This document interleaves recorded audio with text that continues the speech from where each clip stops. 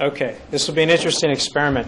So what I'm doing, just so you know, is I'm recording the session.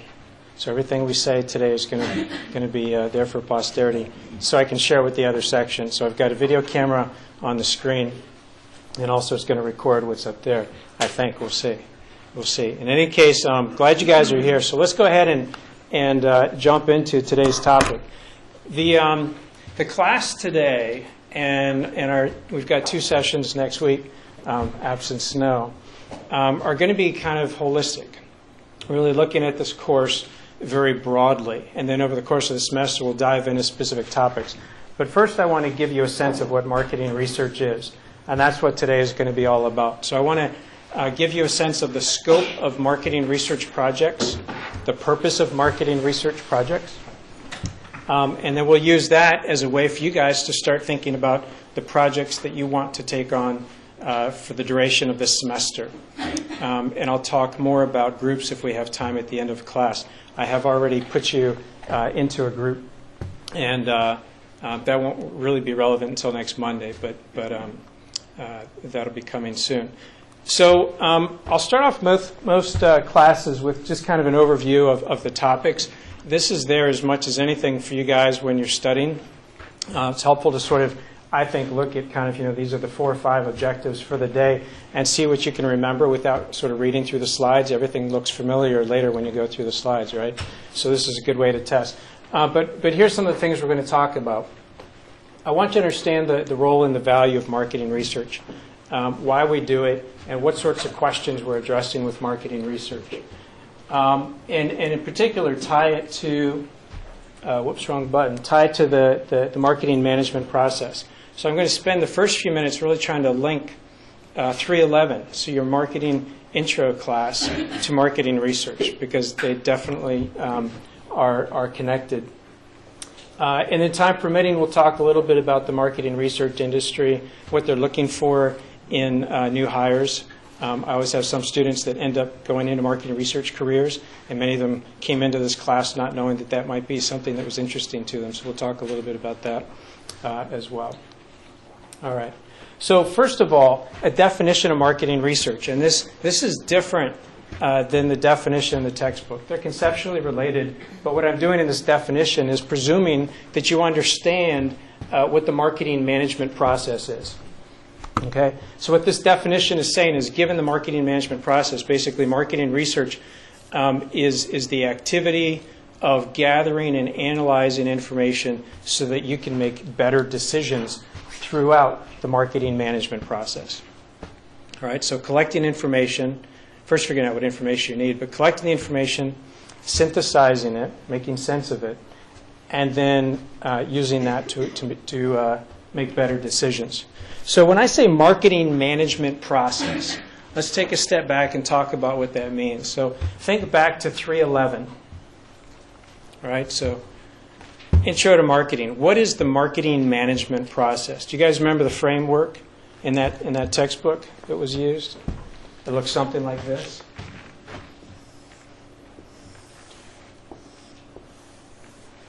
Is that looking familiar? All right. So someone talk me through the marketing management process. You don't have to talk me through the whole process, but just what are some of the elements of it? Remember, it was sort of broken up into buckets, and then there were things within each of those. I want to go through and sort of remind ourselves what this is all about. Yes, thank you. First thing on the left would be all the information. All the information. Information about, so let's start over here. I like that. And so we're looking for what? Information about customer, competition, and company itself. Okay, so information about the customer, the company, and what else? And the competition, like other company, like your competition. Okay, good. Right? And so what is, if you sort of backed up a level, what is this all about? It's information, but what are you trying to do in the front end here? Knowing the market. Knowing the market, right? And so there are different labels you can throw at that. So we'll call this kind of a situation analysis. You want to understand the market, and the market includes certainly the customers, but competition as well. So this is awesome. This is really critical, kind of starting point for anything that we do in marketing and actually in business in general. There's one other important piece in here that we need to make sure that we capture, Paul. The external marketing. Sorry? The external marketing. Thank you. And so just to sort of satisfy our need to have like 4 C's. Do you remember what that 4th C was? I'm going to have to. I'm a little OCD. I have to write it the way the textbook had it. So it's context, right? So it's the external environment. And so these are sort of the players, the actors, right? And this is the context. And we can think about the context in a few different ways. There are a few different sort of pieces of information that we might want to consider. Do you guys remember any of those? And there's an acronym, STEP, that might help jar your memory a little bit. Right, so is it the political, environmental, technological, no? Yeah. Yeah, and then there's one more, I can't remember the other. I never can either. Someone wants to help me out. So let's start off. So you said social first. So it's social and cultural is that first one, right? And then T was what? Did you remember T? Technology. Yeah. So I think of this as both. It's technology, but it's also just kind of physical. And by that I mean technology is sort of what we can do. You know, all the cool things that we've invented. But this matters too. The physical resources. That's going to be increasingly important in the future as well. E. What's the big E? Economic. Yeah, and there are a lot of different ways to think about. Yeah, I mean, I love when people say environment because I think that should be, maybe this should be steep, right? Environment should be another one on here, and that's why I sort of put it here because environment's sort of there. And then what was the P?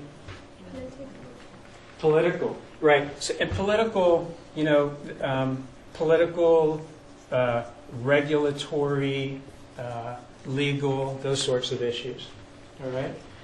So some of these will matter more or less in different industries. It depends on what you're selling, what you're making. Okay. So if you're making products, you know, there's a lot of stuff going on in social media right now that's getting people very anxious about privacy. Okay. So for example, it's possible for people to get into your laptop and watch you through your camera.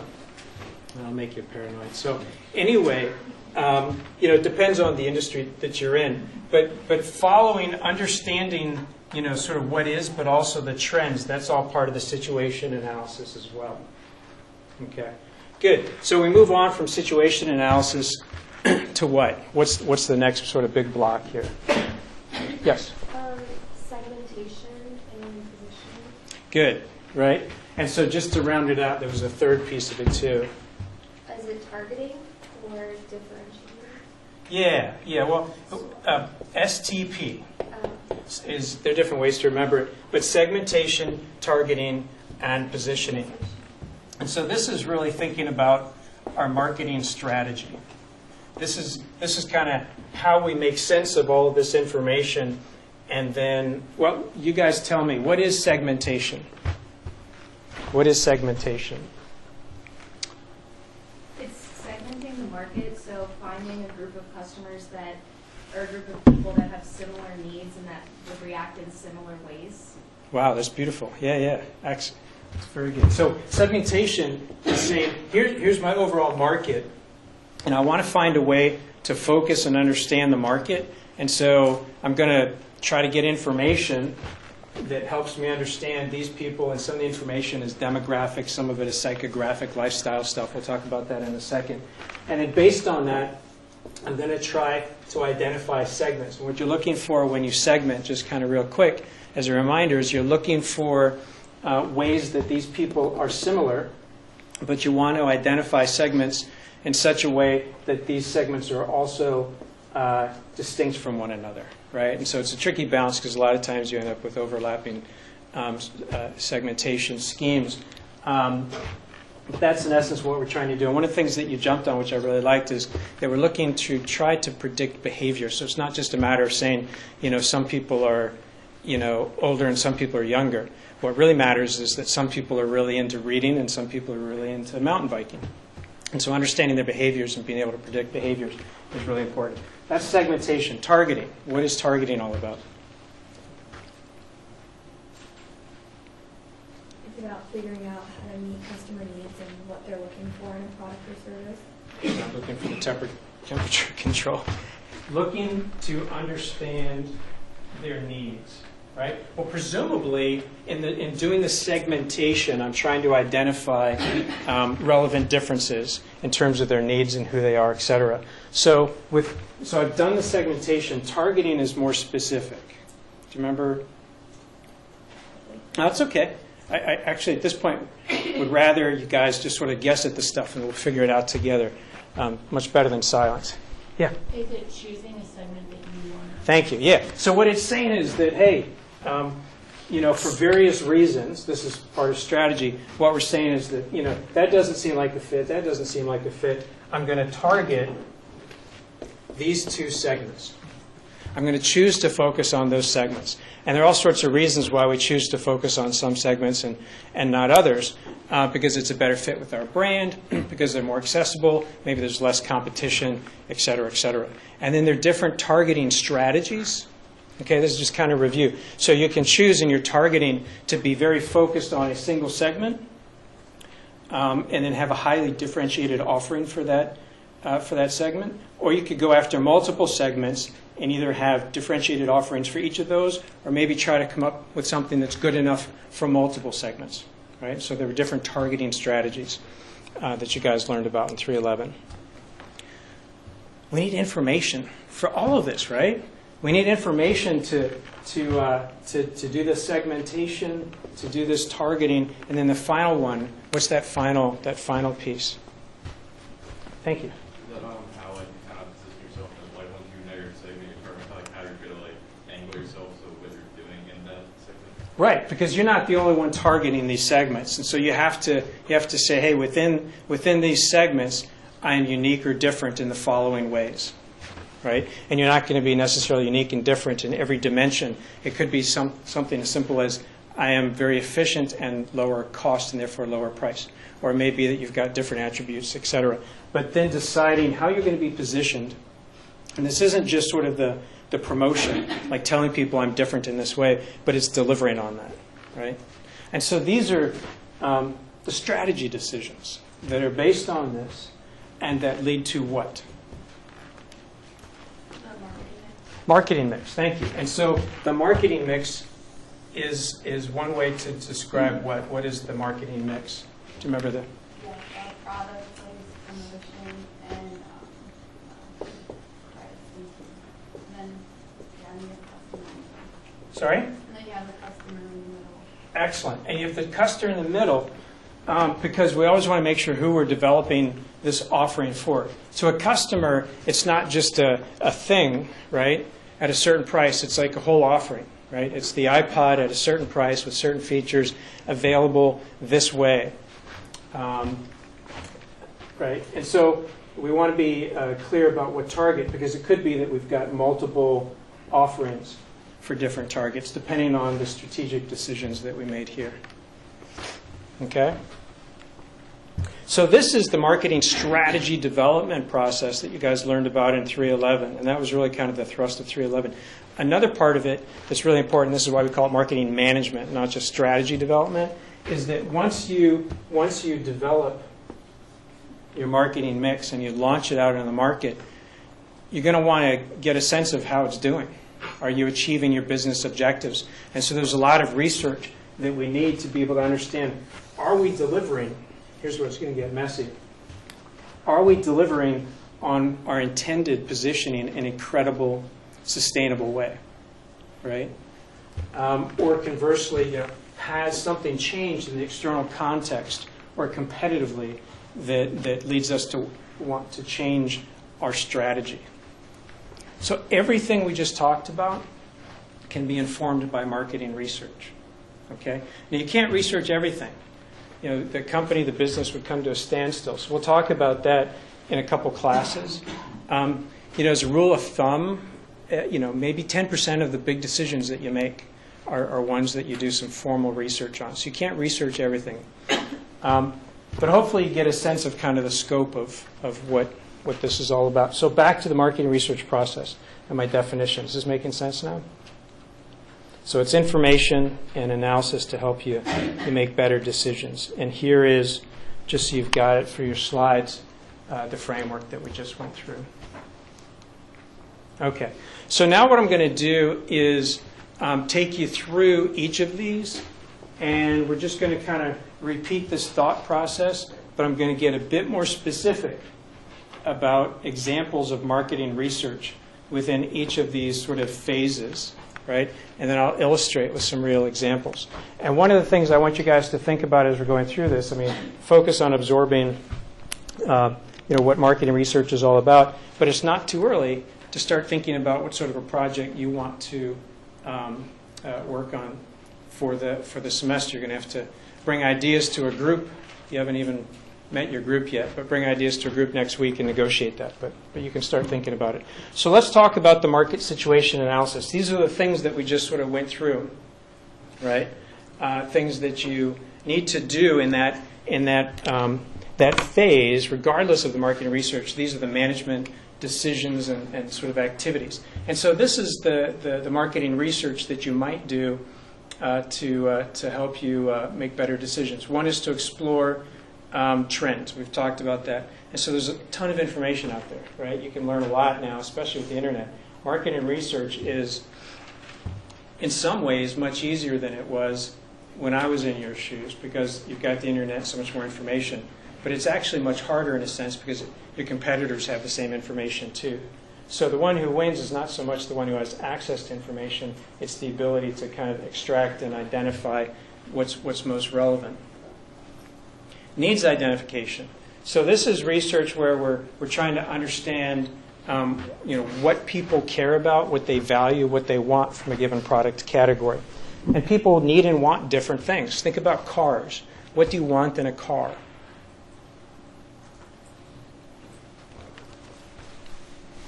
Well, it depends on what you're going to use it for. If you're a new mom, you want something really safe that has the ability to put a car seat in. If you're a 40-year-old man going through a midlife crisis, you want a Ferrari with 2 seats that you can speed down the highway with. I do want a Ferrari. Yeah, so different needs. So it's the same product category, but different people have different needs. And we can pick a category like cars that's been around for a while. But what about when tablet PCs first came out? What did people really need and want those for? Actually, that was one of the projects that a team took on last year, and they learned some surprising things. So that's needs identification. So benefit and lifestyle studies. Now, this is sort of going to the next step and saying, well, it's not just a matter of identifying the needs. It's identifying the needs within the context of the individual and their lifestyle. And so use some key words, right? So the mom, which implies some things, or someone going through a midlife crisis, but which isn't really a lifestyle. It could just be kind of their situation. But lifestyle. Some people are really into outdoorsy stuff, or at least that's kind of how they imagine themselves. Some people are really into arts and culture, etc. And so understanding that people are not just buying products and services for what those products and services are, they're buying them in the context of their lives, right? So those products and services have to have meaning and value. And the more we understand their lifestyles, the better we can address those consumers. Importance performance analysis is taking it to the next step. And that's saying that, let's say that I understand that in the automobile industry, within a certain segment that I'm focused on, let's say that there are 5 attributes that I think are high priority. What this does, importance performance analysis, is it says, okay, it's not enough to know that these 5 attributes are valued. Right? So it's the safety of the car, it's maybe the aesthetics, it's the fuel mileage, it's the price, but it's understanding how important each of those are. So it's the relative importance is the first thing.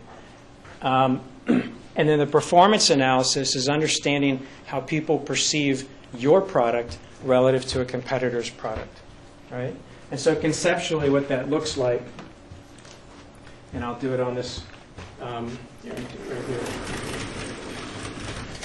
Conceptually what it looks like is, let's say that there's attribute 1, 2, 3, and 4, and we have competitors, just to give you kind of a simplified sense of it, competitors A, B, and C. First we go through and we figure out, which attributes are the most important. And then we go through and we say, okay, how is Honda doing? How is Ford doing? How is Chrysler doing?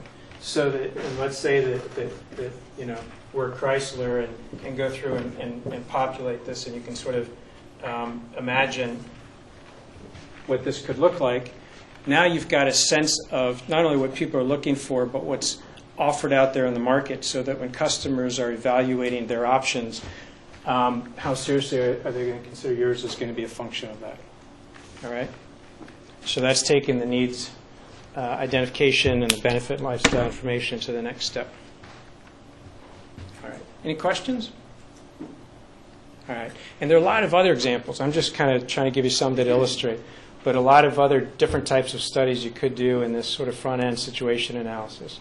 And then evaluating opportunities. It's basically, you're thinking about entering a new product category. You want to maybe do some research and figure out how large is this going to be? How big an opportunity is this really? So you can imagine when Apple came out with the iPad, they had to sort of figure out how big is this tablet thing going to be. I don't think anyone really expected that it would be as big as it has become. So let me illustrate with an example. This is one of 2 PDF reports that I've posted on Blackboard. So if you've been on Blackboard recently, you should have seen that I added a folder called Lecture Materials. And what I'll do for each class is I'll add a new folder, and I'll throw stuff in there, including our class slides. And I'll put those up the day before, so that if you want to have them on your laptop, or if you want to print them out, like multiple pages per sheet so you can make notes, that would be cool too. Within that folder are these 2 PDFs. These are optional reads, right? Because there's some of you in here that are interested in marketing research, want to learn it, and others that are really, really interested in it and maybe thinking about, hey, this could be a good career for me. And so those documents are there if you want to do kind of a deeper dive. This one is from a company called BBMG. It's a consulting firm. And they've done some interesting research, and they packaged it in some interesting ways too. So let me just let me pull that up and point to a couple of things. So I'm going to sort of zoom down. They're arguing, and we'll just sort of take it at face value for now. They're arguing that we see today out there, so this is kind of the situation analysis, an emerging new consumer. A consumer that has fundamentally different values than traditional consumers. And so if you look over here on the left, what you'll see are things like people moving away from just the lowest price to instead looking at value. So it's not so much that you can get the blender for $29.99. I'm willing to spend $49.99 if it lasts for 20 years, like my grandmother's blender, right? So that's a more sort of value-focused orientation. People are evolving from sort of thinking about accumulating stuff, right, having a snowblower, and instead seeking experiences and focusing their spending on experiences, things that really, add meaning to their lives, right?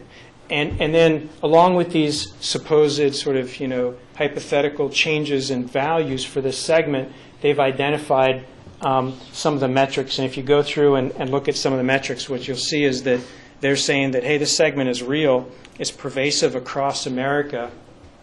And when you look at their demographics, it is kind of, they are pretty generic in the sense that it's an even split of men, women, et cetera. But they tend to be skewed much higher income than the average population. They don't really point that out. So this is the new sort of upper middle class consumer is how I'd maybe phrase it. Anyone know what the average household income is in the U.S. about?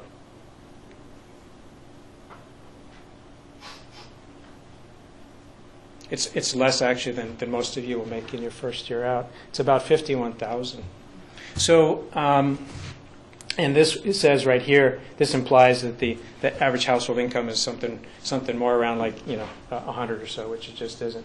But in any case, this is some of what they have found. This isn't just an example of consumer research. And this is just more of the same. They've identified the core values of health and safety, honesty, right? This is a big thing for this new consumer because they're tired of all these ad claims that turn out not to be true, especially like the greenwashing that's been sort of pervasive the last 10 years or so. So these are some things they really care about. They care about relationships and community, and arguably on the bottom left there, you see that this is sort of the relative prioritization. They're arguing that these new consumers value the quality of products and their health more than they do price. Right? I had a boss who used to say people, he wasn't a big believer in some market research, particularly around price. He said that people vote with their dollars, so you don't really know until people actually make that purchase decision what they're willing to pay for. But it is interesting because you can analyze different segments and see kind of how this shakes out for different groups of consumers. So in essence, here right is kind of the sum of it. This new consumer is somewhere between kind of the green, sustainable consumer and the mainstream, right? So probably a lot of us here. Here's where it gets kind of interesting. Like, how did they come up with this stuff, right? Do they just kind of launch a survey and ask people a bunch of questions? And the answer is no. Usually, if you're really trying to explore, you start off with qualitative research. Qualitative research, and we'll talk about this more next week, is when we start off by interviewing people, by observing people, right? Going into their homes.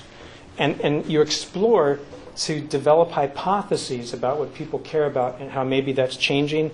And then you go out and do the surveys to sort of quantify and validate what you found. But the first step is really qualitative research.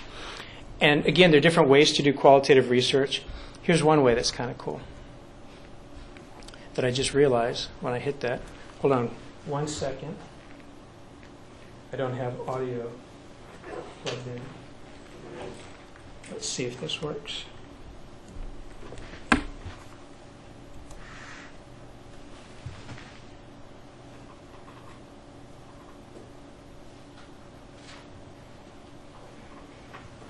This won't work. So I'm going to do the voiceover. All right. So what she's doing, because we had to kind of kludge things to get this recording to work today, what she's doing in the research process here is you give someone a camera and you say, go into your kitchen or your bathroom, in this case, and pull out all of the stuff underneath there. Put it on your counter. Turn on your camera. Don't think about what you're going to say, and just explain what's in there and why. And so what you hear in her voiceover is why she bought these different products, what she likes about them, which ones that she got that her husband couldn't care less about, and vice versa. So that's an interesting type of research, because imagine, kind of the old way of doing things was you ask people to fill out a form, and people don't really remember what's underneath their counter or why they bought it in the first place. So this is just kind of an interesting way to try to explore some new insights. And she was actually more interesting to listen to, but you can click on this. It's on Blackboard if you want to hear all of it. The other thing that they asked her to do was to sort of do a video diary, right? And they asked her some specific questions, like, what are you most proud of, right? And she's most proud of things like growing her own heirloom tomatoes, which on the surface of it, like, what does this have to do with what kind of car she's going to buy? This isn't a car-focused study. But the point is to really understand someone and maybe identify a need that they hadn't thought of or that a competitor hasn't identified yet. You have to do this sort of exploratory research, and it's actually can be a lot of fun too. So her photo journal, they ask her a whole bunch of questions like, who do you live with? Where do you eat dinner? Right? Favorite spot in the home ends up being the same. View from the front door, what I'm reading, etc. So really trying to get a deeper understanding of this person and what they value. And oftentimes that can be a lot more informative than just a survey. Okay? Is this making sense? All right, good. So that's just an example of some marketing research on the front end. So let's move on to this middle part: marketing strategy, design, and segmentation, targeting, and positioning. Well, the first thing that you want to do is get enough information, right, in that situation analysis so that you can do the segmentation. So a lot of studies are launched around that. Target market analysis. This is a little bit different because this is saying, okay, within the segmentation, I think I'm going to pick this target. Now I need to do a deeper dive and understand that target market a little bit better. Understand maybe their lifestyles, their purchasing power, understand what magazines they read, right? Because that's going to influence potentially how you promote to them. Perceptual mapping. Anyone remember what perceptual mapping is? What's a perceptual map?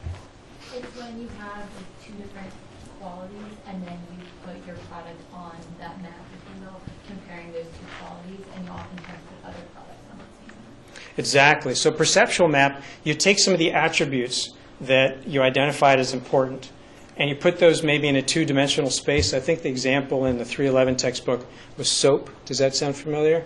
But they said, it's the ability to sort of clean, and the other dimension was moisturizing ability. And then they did research so they could identify, where does a Dove bar reside relative to a Dial bar, et cetera. So that's perceptual mapping. So it's basically a tool for understanding how people perceive your brand. And I'll show you actually some more on that in a second. And then finally, concept positioning testing is saying, okay, within that perceptual map, let's say that I introduce a new product or a new brand, and here's the real estate within that perceptual map that I want to try to take over. How credible is that? And are people willing to try a product that fits that? So to illustrate this a little bit more, is a website that I like to use called Brand Tags. How many of you have seen Brand Tags? Okay, so just a couple of you. We had it in class once, maybe. So let me share Brand Tags with you, and I'm gonna start off with kind of a caveat. So the cool thing about what I'm about to show you is that it's real data. What they do is you can go to this website, and they're going to throw out different brands, and you just sort of free associate. Because a brand is really a network of associations, right? When I say, I've never heard of that hotel chain. When I say Jaguar, the car brand, what's a word that comes to mind for you? What's that? Luxury. Good. What else? Sorry? Expensive, luxury, sleek, right? And so what they do is they capture all these sort of associations that people have, and then they develop a word map. And the words that people input most often end up bigger in the word map, all right? So what I'm about to show you is real data. That's the cool part. The not cool part is sometimes people say not so nice things. So if there's anything offensive in there, my apologies. So you can explore all kinds of different brands in here, brands you may care about. And I was looking at one. I'm certainly, maybe it's the midlife crisis thing. I'm not going to buy a Jaguar. But, here's some of the things that people kind of, the associations. You have to sort through kind of the bad stuff, the stuff that's kind of irrelevant. But what was interesting, I started seeing right here, look at this, class and classic and classy, right, versus cool. Those are kind of different when I think about cars, right? And so one of the things you can do, you can say show trends. And what this is going to do, this is even more informative, it's going to say what are the things that people are saying more and more, and what are the things that they're saying less and less. And this is a way to get a bit of a gauge. If you're Jaguar, here's the business challenge. You're Jaguar, and your target market is aging, to put it kindly, right? And so what you have to do is become relevant to the 30 and 40-somethings. And so maybe classy isn't what you want to be. You want to be cool. And so they've been spending money trying to design their products differently, but also position themselves differently in the market. And this is some initial evidence, potentially, that they are successfully moving away from kind of the classy legacy image to more of a cool, fun, sleek image. Make sense? So that's an example of, real data and kind of a perceptual mapping like exercise. So I encourage you to go there and check out their website, and maybe there's some brands that you're interested in. This would actually, for all of the interviews that you guys are going through, for any company that has sort of an established brand or several brands, this would be a great way to get some background information that very few people have, even though it's widely available. They just don't know about it, and impress your interviewer and go and say, hey, I noticed that people are thinking of your brand as more of this and less of that. That's going to be cool. Yep. Quick question. I was wondering how they collect this data. You may have mentioned it and I missed it, but are they polling people? Or?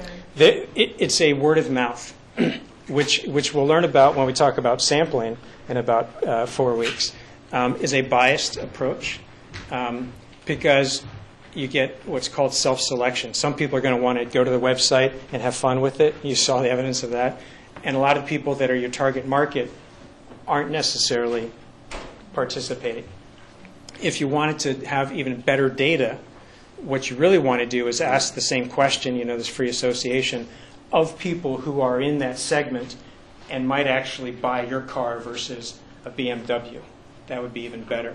But like everything in research, and we'll talk about this next week, there are trade-offs.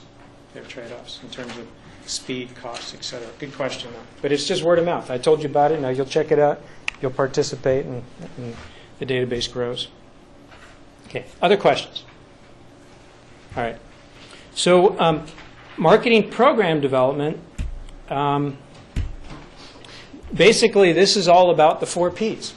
Okay. By the way, the textbook, unfortunately, the textbook, I think, focuses too much on the 4 Ps. The 4 Ps are absolutely critical, right? That's where we're going to end up and go to market. But when they talk about the marketing research process, I think they're too heavily focused here, not enough here. So just think about that when you're thinking about the scope of marketing research. Anyway, we finally gotten to the 4 Ps and a lot of different types of research that you can do. So product testing. Product testing is zeroing in on one aspect of your marketing mix. And oftentimes this is the one that is the hardest to change because it takes a long time to develop a product or service. And so you want to find out, do people want a Cherry Coke? Like when they came out with a new type of soda, then they would have that soda next to the original Cherry Coke or some other, Dr. Pepper, and get people to evaluate just the product, right? Which is different than test marketing. Remember what test marketing is? You probably covered this in 311 as well. Yes? It's where you take a product to a specific geographic location or place and let customers try it. Yes. Now you take a product and what else? Marketing material? You're taking the whole marketing mix. And so that's one of the key differences is that you're not just introducing the product to people and getting feedback. You're trying to sort of launch the whole marketing mix, but you're doing it selectively by geography.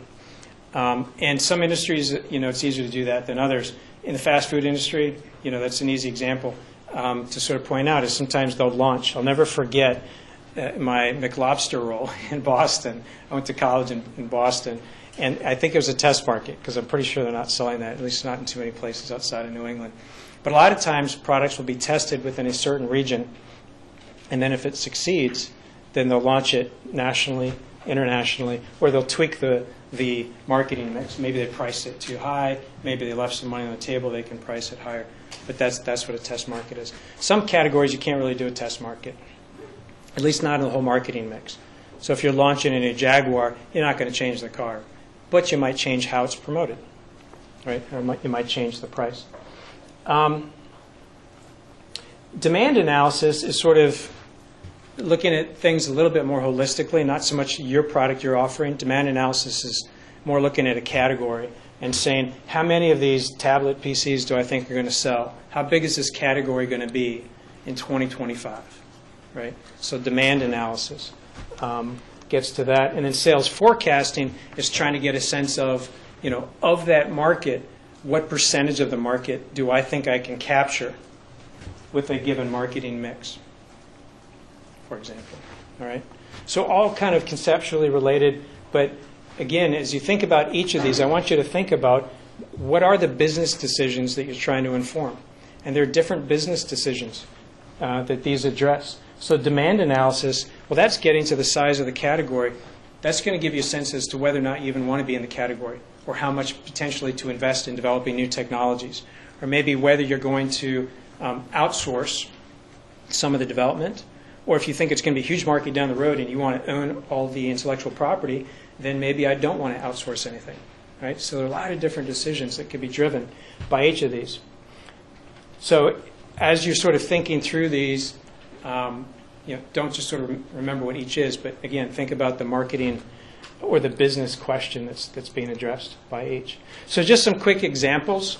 And these are all market failures. A couple that I think are kind of amusing. More than 9 out of 10 new products fails. Consumer products fails. The vast majority fail. And that's really a hard thing to change. So what you want to do is fail early so that you can iterate and get to something that's going to be a success before you launch it. But some of the market failures. So this was a Happy Meal for adults. This was a real test. They were, McDonald's has Happy Meals, and the idea was a Happy Meal for adults that had a toy in it, basically, a pedometer. Right? But trying to reach back to those, nostalgic memories of reaching into your Fruit Loops box and getting a little toy or something did not fly. Pepsi Fire and Ice, right? So, a lot of these are sort of food and beverage because it's pretty easy to iterate on these products. And I was looking at this again this morning. This is I lived in Malaysia when I graduated high school in Malaysia. That's another story. That's Indonesia. It means new. So they're testing these things in different regions because something that flies in one region may not in another. I don't know that flew anywhere. This is a relatively new one. You might actually see this out in stores. Is this out? Has anyone heard of? So G2, it's that Gatorade. This is G2 Natural. Is this out yet? I think they're still figuring this one out. This was a test market in Austin, Texas. I just found it on someone's blog. So they were sent some bottles because they're a known triathlete in the area. They blogged about it. Boom, there it is. So the information's out, and they're doing research to see if people would want that, whether it's credible, whether they like the taste, et cetera. So those are all examples of test markets. All right. This is intermission. So periodically in the middle of a lecture, feels like we need to kind of, shift gears a little bit and just kind of think about something different. So periodically I'm going to throw in a new idea, website, something for you guys. The one today is marketingpower.com. You guys are familiar with the American Marketing Association, right? So a lot of you are members of the Student Marketing Association, right? This is the parent organization. And they've got a lousy website because the AMA went to the American Medical Association. So instead they had to come up with a really goofy URL. And their URL is marketingpower.com. Despite the goofy name, this is the big marketing research, or marketing, rather, industry website in North America. So if you're in here, 8 out of 10 of you are marketing majors. If you are not aware of this website and the resources that it has, you should be. Check it out. Possibly become a member, maybe the Student Marketing Association, but certainly think about this moving forward. If you're interested specifically in marketing research, I highlighted this page, which you can click on through our slides. This is the Marketing Insights, which is their word for marketing research. The Marketing Insights e-newsletter. And so they publish a quarterly e-newsletter that's going to introduce you to some of the latest techniques, maybe identify some firms that you could target, et cetera. If you're not interested in marketing research as a career, they have other newsletters that you can check out as well and subscribe to. They also have on the website resources, including a career section. So for those of you who are seniors, which is about half of the class, here's a resource that if you didn't know about, I would definitely check out. All right? All right. So that was the end of intermission. All right, so back to the final piece of this, which is the marketing program evaluation. So you've gone through, you've done research potentially on various aspects of these decisions that you need to make. You haven't researched everything. For a lot of these decisions, you're relying on the judgment of the good people that are in your company. You're relying on external reports, et cetera. But you do research, and then you launch the product, and then what comes next? You need to understand how your marketing mix is being received by the market and what things you could modify. And you want to keep track of that brand and how it's evolving. In particular, if you're trying to change the positioning, for example, Jaguar going from classy to cool. And also understanding how this marketing mix, which is just a point in time, affects your connection with customers in that category, or in that segment, rather. Right? Because it could be that you launch a Jaguar that appeals to a new market. Maybe you want to understand how your traditional consumers are feeling about that, and whether or not you're losing them. So some of the research you could do: sales tracking. Sales tracking. One of the industries that I used to work in was the computer industry, and computer industry is very fast moving. And so it took us typically about 6 to 12 months to develop a new product. Sometimes it's even faster than that. And every time you launch a new product, you're already working on the next product. And it's really important to understand how the most recent launch is doing. Now, there are two different things. There's a bit of a tangent, but I think it'll illustrate this. Two different things that you're looking at. One is the sell-in, right? So I'm a product manager. The sell-in is how much inventory I get Amazon and Best Buy and other companies to take on. What I really care about is sell-through. How much are consumers buying, right? And that's what's going to tell me how successful my product is. Because at the end of the day, if it's not selling through Best Buy, Amazon, et cetera, then that inventory is coming back. Or best case, there won't be more orders. I don't have that information unless I buy it, right? It's hard to get, or at least, if I have a really good relationship with Walmart or one of those retailers. But sales tracking is something that's very important for product managers, brand managers as well. Right? You launch a new product, how's it doing? Perceptual mapping, we've talked about that a little bit, but this is something you do ongoing, particularly if you're trying a new advertising promotion campaign. Satisfaction studies, right? These are really important in most categories, particularly in the automobile industry. We hear about those oftentimes. And service quality studies. So service quality is different than customer satisfaction. It's more of sort of a mediating metric. So service quality would be something like, I want to understand monthly for, let's say I'm an executive at Amazon. I want to understand for every order that came in a given category, what percentage of the orders for products were in stock and how quickly were they fulfilled. And those are metrics that I will track every month. And then ultimately, presumably, that will not only help cash flow, but improve my customer satisfaction.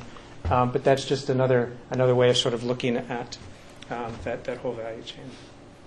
Okay. And there are a whole bunch of others we haven't talked about. I'm just trying to give you some to kind of illustrate the scope of types of marketing research studies. And then promotional effectiveness. Okay, we've got the Super Bowl coming up, and you always have these very entertaining ads. And I always wonder, do these really have much of a payback? Because a lot of times people remember the funny beer ad with the frog, but what brand was it?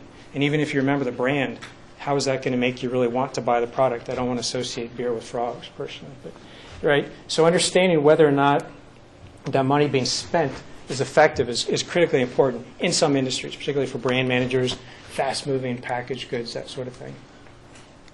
All right. So an example of sort of understanding how things are going when they're in the market. Do they still have RoboFusion at Sadler? Do any of you guys remember the RoboFusion machine? Yeah. So RoboFusion, I've seen some interesting reactions to it too. So RoboFusion was new at Sadler a year ago, and it was a robot machine. You would put in money, you would select your ice cream and toppings, and it would create your frozen yogurt and drop it in a cup right there, right? And they had launched this in museums, and they wanted to see if this would be successful on campuses. and for some reason they picked William & Mary as one of their test campuses. And one of the groups of students did a project to gauge. So it was already out there. The price was out there. The product was there, right? You could go taste it. And they wanted to understand how it was doing. The short answer was it wasn't doing well, but they wanted to understand what students thought about it so they could go back to the executives at RoboFusion and say, here are the things you need to change. And I think RoboFusion, the executives made the decision to pull out.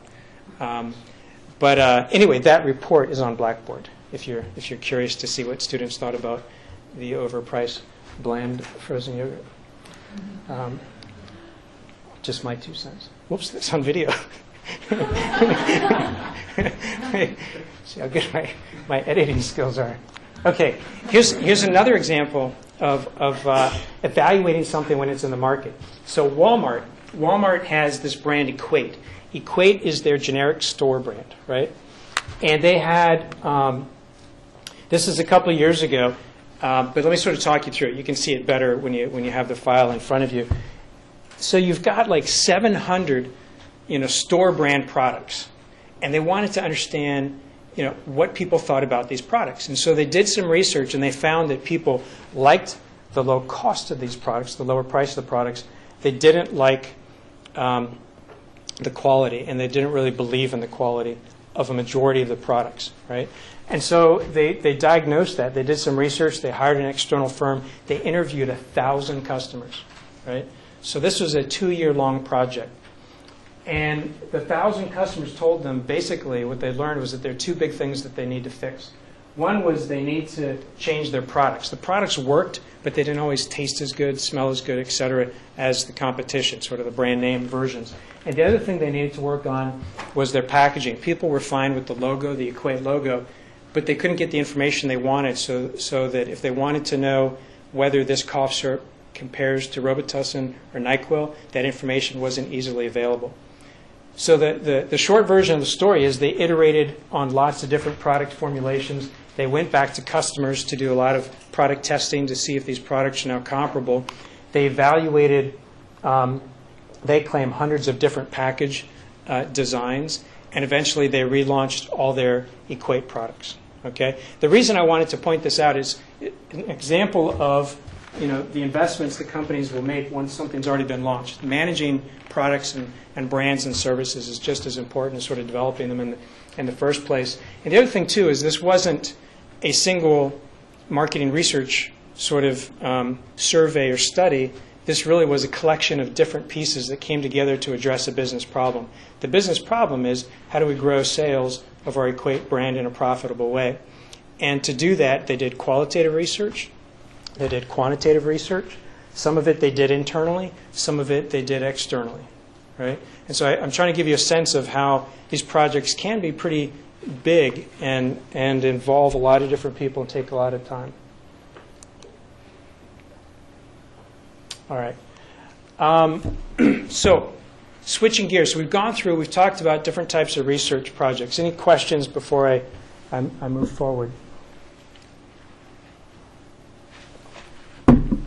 And some of our classes are going to be more interactive, but to get a lot of the sort of foundational stuff down, I just want to kind of go through and talk about some of these things with you. Types of research firms. So let's talk about types of research firms briefly. There are 2 different dimensions to think about. One is internal versus external. So internal. Lots of companies, not all, depends on the size of the company. Bigger companies have their own marketing research staffs, right? So you could get a job for marketing research working at a Procter & Gamble. But even those companies oftentimes also hire external marketing research vendors, right? Or you may be at a smaller company that just doesn't have the resources to have their own sort of marketing research dedicated staff, okay? And so what I want to do is just talk a little bit about the pros and cons of using an internal. So for all these different sort of projects that we talked about, the pros and cons of internal versus external. So first of all, internal. The advantages of using an internal marketing research staff. Tell me, what do you think some of those are? Why would you want to use your internal staff if it were available? They know about your company better than the external. Excellent. So they know the products and company.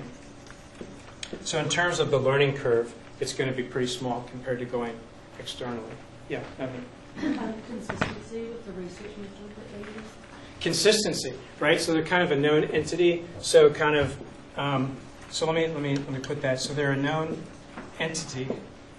Now they may be consistent, or conversely, they may be inconsistent. But at least you know what you're getting. So fewer surprises, more predictable. So that's a good one. You have greater control over like what kind of studies you do and who they're distributed to. How so? So you've got greater control. So with an external company, they might like suggest certain studies, but if you do it internally, you can decide like what you think is best, like just point blank for your consumer. Yeah. Potentially. This is a bit of a tangent that gets into more sort of managerial issues. But one of the things that you find in companies, the reason I hesitate a little bit, I agree with you in spirit, but sometimes what you'll find is that it's easier to get cooperation from an external vendor, because if they don't cooperate, you're not going to hire them. And sometimes internal marketing research groups, and it varies a lot by company, but sometimes they're harder to work with because they still have the job. If they're not going to do work for your department, they'll do it for another department. So potentially control. Probably a slightly lower cost because you avoid service fee. Excellent. Lower cost because it's part of the same company. You're not going to be charged profit, et cetera. Information is probably easier to spread through the company, Information is easier to spread through the or company. like to share with different levels within the company. Okay, so maybe easier to communicate.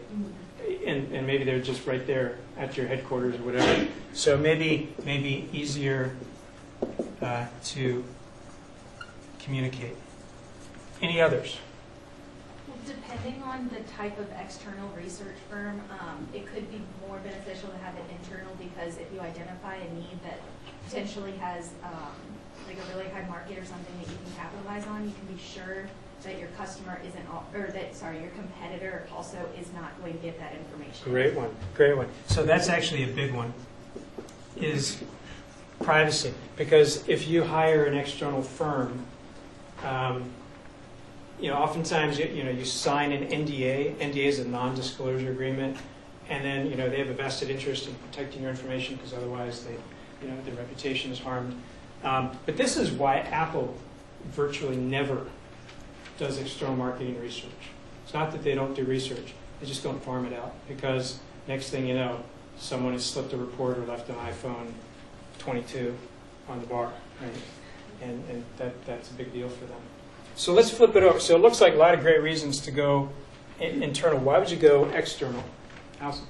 It's more objective, so if someone in the company thinks something would be a good idea, they may be much more likely to reach that conclusion and want to see it. Right. So it can be more objective. Now, you've got to be careful with kind of how you manage it. And it depends on the firm, because the firm has a vested interest in sort of satisfying you, the client.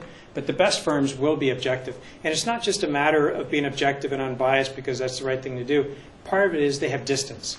And with distance, sometimes we get a better perspective. If you're in a company and a company has always done things a certain way, it's hard to sort of think differently, right? And they can be objective and maybe have a unique perspective. So let's add that. So objective, and maybe part of that is having a new perspective. Good. What else?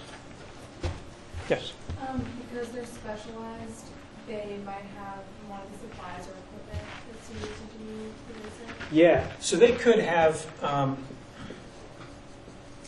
special methods, tools.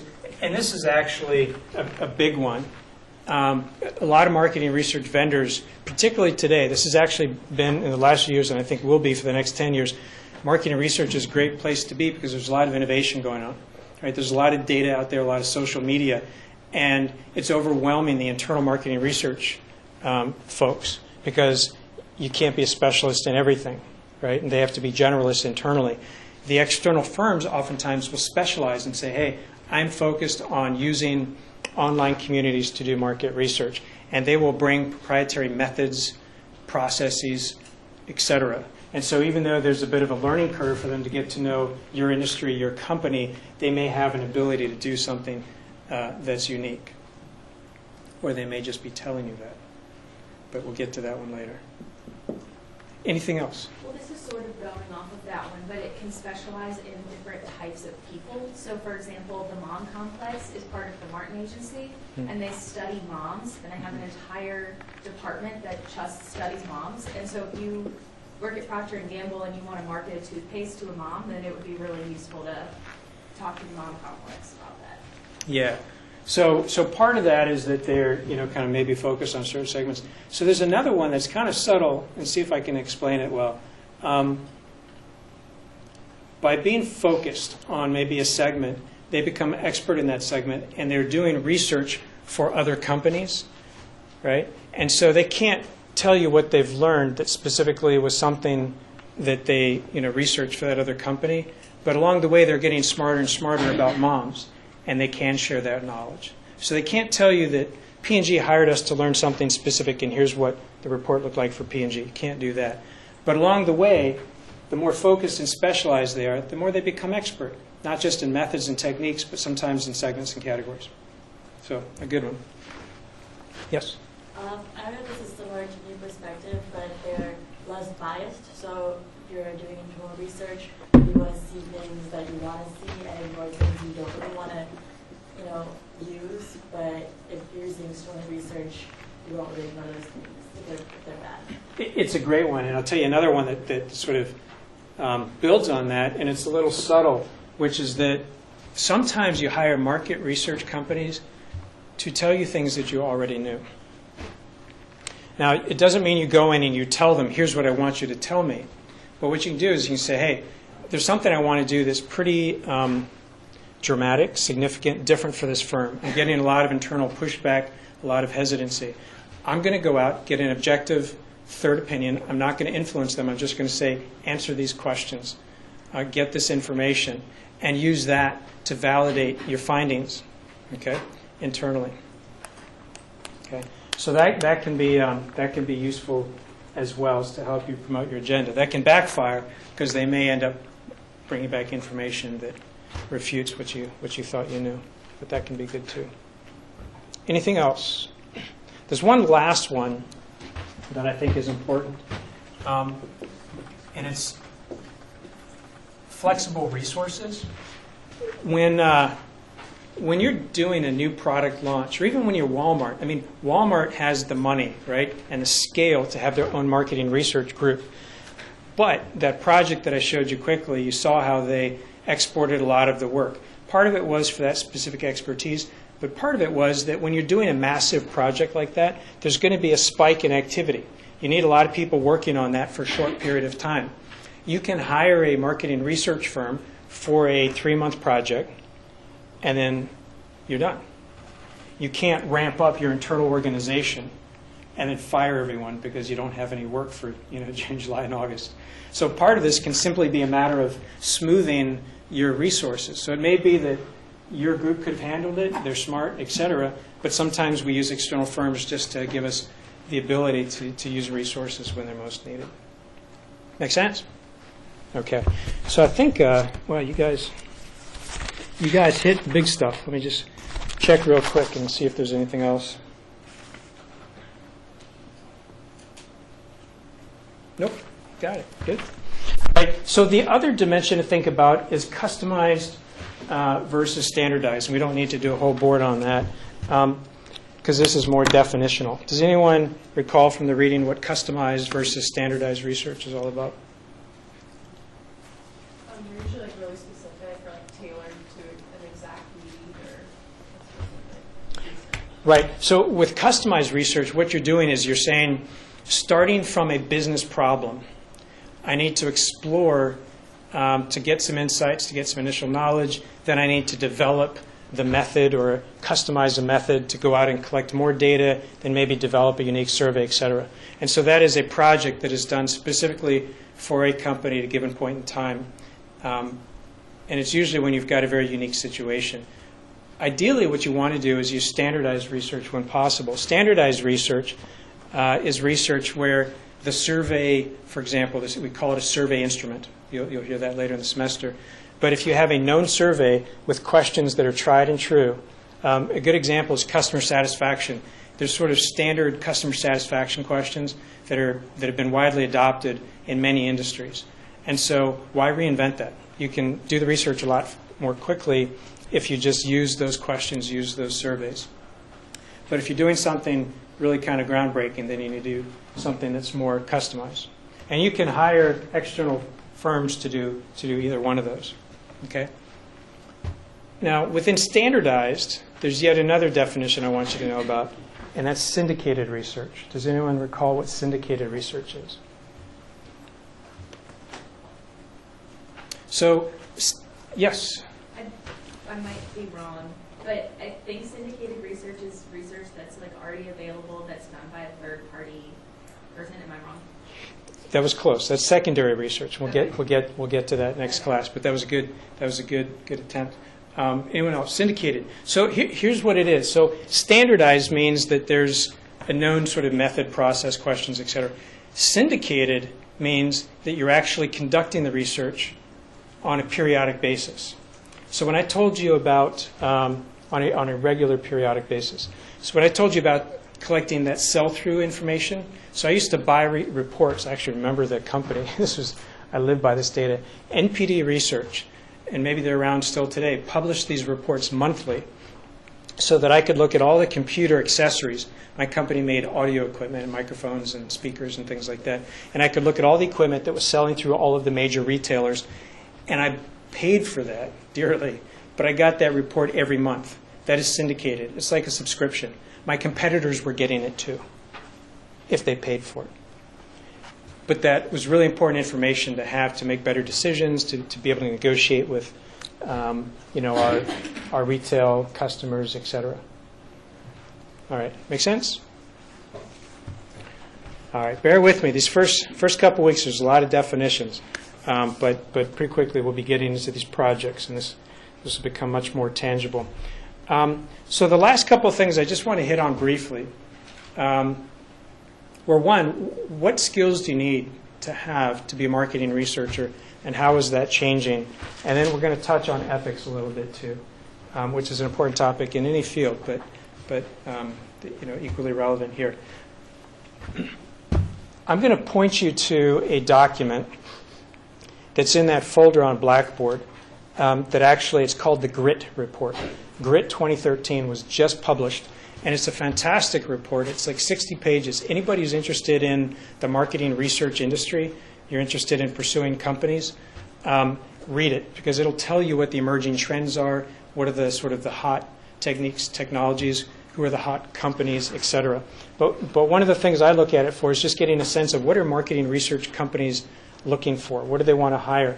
And it used to be, here's kind of the gist of it, it used to be that what mattered the most was that you understood stats, that you could analyze statistics, right?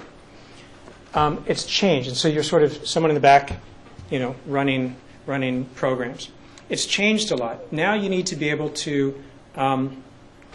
apply statistics. There's so much good software out there today, and you're going to be learning some of that in this class, that your ability to actually go through the calculations and determine like a T-score and look it up in the back of the book, you don't have to do that anymore. What you do have to be able to do is know which statistical test to use, right? And then you enter in the data and then know how to interpret it. And so we've shifted away from sort of hardcore technical skills. Those are still valued, just not as important, to instead having people that know how to apply the statistics and instead add new skills. And these new skills you guys have in spades. These are things like communication skills, interpersonal skills, and then surrounding all this are the business skills. The thing that companies are looking for the most, really, I think today, in sort of the new hires, is that combination of all the above, but really it's understanding the business context for marketing research. So that you can go into a situation, either for a given company or as a consultant, they're not going to say, here's the market research data I need. What they're going to do is say, here's the business problem that I have, and it's going to be up to you to figure out what research is needed and how to do it. And that's business skills, right? And then at the end of it, when you get your data, right, how do you present that in a way that's going to make sense to a senior level executive? Now, you need to make sure you understand the statistics enough to know that this mean is statistically higher than this mean, but that's not what you're presenting in those meetings. Instead, you're talking about business decisions and how to make better decisions. So that's probably one of the biggest shifts since I was in your shoes, which is that these business skills are becoming really, really critical. Okay. The GRIT report has a lot more detail on that.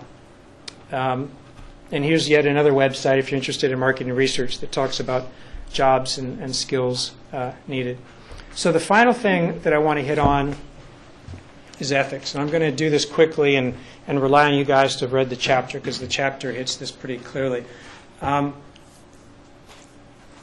any field, right, there's going to be there are going to be ethical dilemmas, right? And marketing research, there happen to be a lot of them, because the importance of marketing research is so significant. And people are relying on this information to make big decisions, right? So some of the places where you have to be careful. If you're a research provider, we talked about, for example, here, special methods and tools, right? When companies externally, to our own, are developing these methods and coming to us and saying that these are better than competitors, but they're not sharing what they're actually doing, kind of what's in the black box, you're getting into a fuzzy area. And it's easy for companies, I think, to push that and sort of take something that is pretty straightforward statistically and package it as something beautiful and wonderful and charge you 5 times for it. Right? So part of why you want to get smart about marketing research is so that you know what questions to ask and you can sniff it out when someone is kind of selling a little bit too hard. But that's where the research provider can go astray. Another place where research providers can go astray is sometimes you get to know the client. You hired me. I've got a personal relationship with you. I kind of know what you want out of the research, and even though I need to be objective, I kind of want you to be happy too. And so misrepresenting the results, even subtly, is a trap that sometimes people fall into. So you need to be careful about that. Research user, right? So imagine I'm in the company. I'm a product or brand manager. How can I abuse research? Well, here's one way, and I've seen this on both sides. One way to sort of push beyond what's ethically fair is, let's say that you send out an RFP, that's a request for proposal. I have some research that I want you to do, and I'm going to send that out to company research vendor A, B, and C. And you're going to send back proposals on specifically how you're going to address my business needs through research. I read through those, and I say, hey, now I understand how to do this. I'm going to do it on my own, thank you. That clearly is a violation. And it's not always going to be as obvious as that. Sometimes people will take that process, the RFP process. I know I'm going to go with vendor A, because I always do. And my friend Bill works there, right? This is how sometimes it happens. And then they'll go out and they'll learn from vendor B and C what Bill should be charging me. And so I have no intention of hiring the vendor, but I'm going to get them to engage in this process so that I can get information and use it. Again, it happens sometimes, but that's a big no-no. And then even respondents, right? So when you are taking a survey, and I know this because I'm an academic researcher, and I publish surveys, and people participate in surveys, and some of you have and probably will. And what you don't know is that we've got little safeguards in there so we can tell if you're paying attention. For example, and I'm not looking through the webcam. Instead, they're just real simple things. Like if you took a survey that the average person takes 15 minutes to take, and you took it in 62 seconds, you probably weren't paying attention, right? So, the consequences aren't huge here, but there's an ethical issue there too in terms of how you represent yourself. This is something we're going to revisit in the context of our projects, because in our projects, you guys are going to be going out and doing real research. You're going to be interviewing people, and how we treat those people and how we represent ourselves matters a lot. So we'll get into that more, and I'll give you some specific guidelines so it's not scary. You're not going to do anything wrong. But for example, if you're being recorded, you need to know that, right? And it's also fair when you recruit someone to tell them if the survey is going to take 20 minutes, tell them it's going to take 20 minutes. So it's simple stuff like that, but it's stuff that we got to remember that we don't kind of lose sight of in the heat of the game. You can look at this on your own. SOMAR is one of the big marketing research organizations, and they've got some good guidelines that we need to consider. So for the emerging trends, emerging trends in a nutshell. Social media, right, has exploded, and it's become a wonderful resource for marketing research firms. And so one of the things a lot of these research firms are looking for is social media savvy millennials. So some of that Facebook time could pay off very well if you end up wanting to pursue a job in marketing research. So this field is constantly changing, and it's really going through a lot of change right now in some very interesting ways. And again, if you're interested, this report is on Blackboard for those of you who want to scan it. Any questions before I talk about next week? All right. So let's talk about next week. A lot's going to happen. I'll send out an email reminder with this today. I have posted on Blackboard a couple things. One is I've posted, I think it's in the research projects, there's a new folder called research projects. And there's a sheet there that says something like group assignments. I've now assigned you to groups. And I'll talk about how I did that in the next class. And I've also posted some documents about the research projects that you guys are going to be taking on, okay, including examples of last year's projects. What I want you guys to do for the next class, our next class is not going to be, a chapter lecture. We're going to push off Chapter 2. This is all in the schedule. So next Wednesday. Monday, we will be in here. The studio's not ready for us yet. Not quite yet. So we'll be back in here on Monday. You'll be sitting with your groups. I'll be sharing with you some more information about the projects, and you'll have some time within your newly formed group to negotiate and discuss and brainstorm possible research projects to do for the semester. Now, this is really important. Your proposal to me about your chosen research project is due next Friday, and we need to have that quick turnaround to get us focused quickly on the projects, to make sure you've got time to do it, the work over the course of the semester without, being stressed out about it.